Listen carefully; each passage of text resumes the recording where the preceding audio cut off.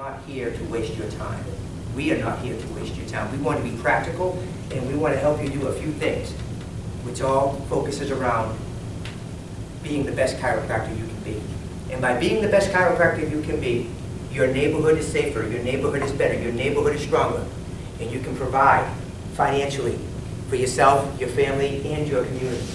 It is our absolute conviction that it is your responsibility, duty, and obligation to be massively successful in a way that's the safest for the public. We want to help you bring chiropractic to your public in the safest way with the most minimal of liability, allowing you to give your community, ultimately, the same quality service you give your own family. Anything less than that is absolutely crazy.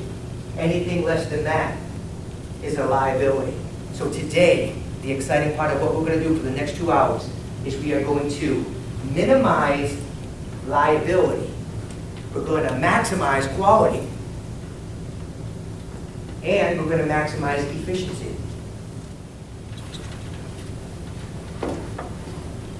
You became a chiropractor in the 20s, 30s, 40s, and 50s for one reason and one reason only. Because you knew beyond a shadow of a doubt that every person needed chiropractic. Every person needed it. And if you got arrested for providing a service to the world that was making the world a better place, that was something you did with honor. So many times I hear chiropractors talk. I remember hearing Richard Gold talk. When this husband and wife got married, not married, arrested. It was a husband and wife chiropractic team. Powerful. And they got arrested for practicing in their office.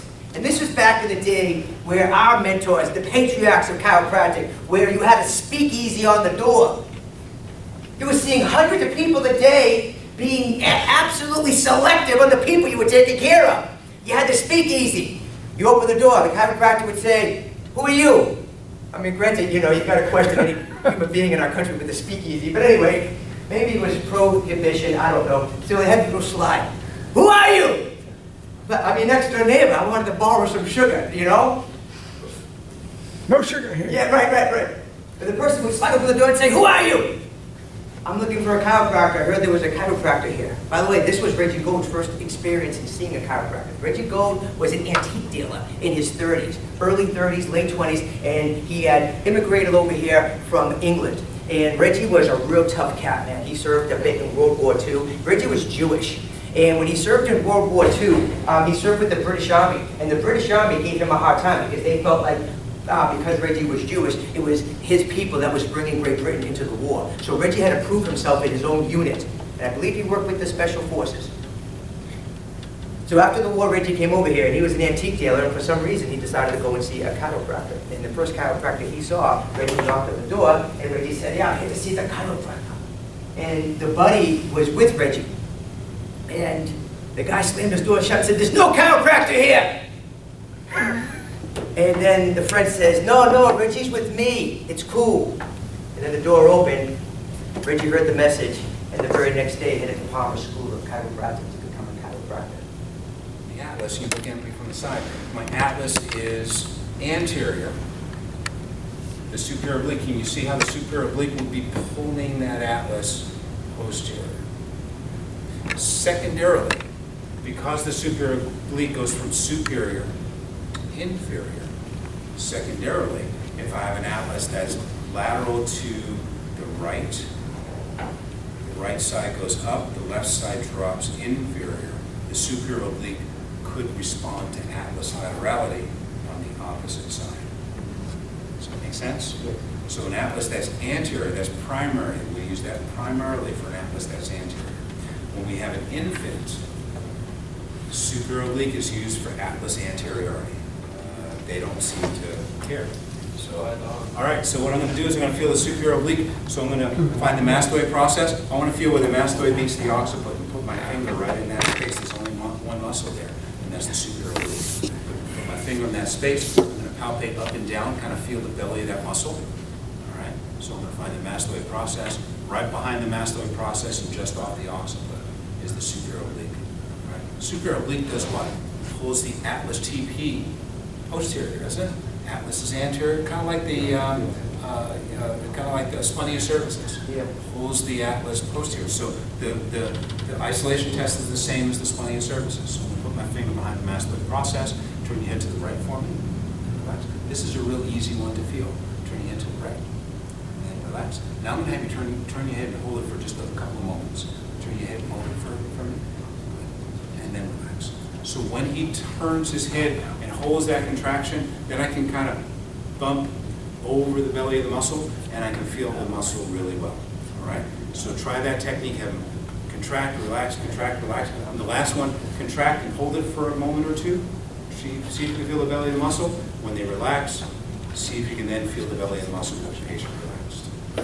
So let's show you two other muscles before you guys start palpating. I want to show you the inferior oblique. Inferior oblique. Chiropractic. So to get the practice, we've heard it said before, philosophy is the foundation.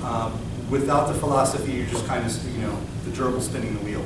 You have to have a foundation that gets you excited, that protects you so that you're not doing anything you shouldn't be doing, that keeps you humble, and gives your practice and life meaning. And people need to see the value and importance in repair. I base, if you guys don't own Joe Strauss's Blue Books, I highly recommend getting them. And in practice building for straight chiropractors, there's 7 controlling convictions that kind of help guide the way I practice.